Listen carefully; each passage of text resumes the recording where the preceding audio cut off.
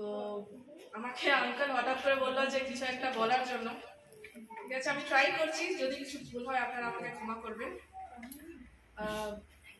রবীন্দ্রনাথ ঠাকুরের ব্যাপারে আমরা তো ছোট থেকেই শুনে আসছি, পড়ে আসছি, অনেক ধরনের, অনেক কেউ গান শুনছে, কেউ ডান্স করছে ওনার গানের উপরে, কেউ আবৃত্তি করছে, কেউ যে যেরকম ভাবে ভালো পায় সে সেইভাবে ওনাকে চর্চা করে যাচ্ছে। ওনার জন্ম হয়েছিল 7 মে 1851-এ। তো আর ওনাকে গীতাঞ্জলি লেখার জন্য, যেটার ব্যাপারে আমরা সবাই ইনফ্যাক্ট জানিও, গীতাঞ্জলির জন্য ওনাকে নোবেল পুরস্কার দেওয়া হয়েছিল 1913-এ।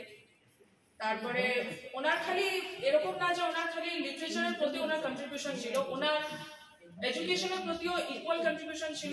উনি উইমেন এডুকেশনের উপরে বহুত ভোকাল ছিলেন, উনি উইমেন এম্পাওয়ারমেন্টের উপরে অনেক কিছু করেছেন। উনি একজন বড় ফিলসফার ছিলেন, একজন নোবেল লরেট, সেটা তো আমরা সবাই জানি।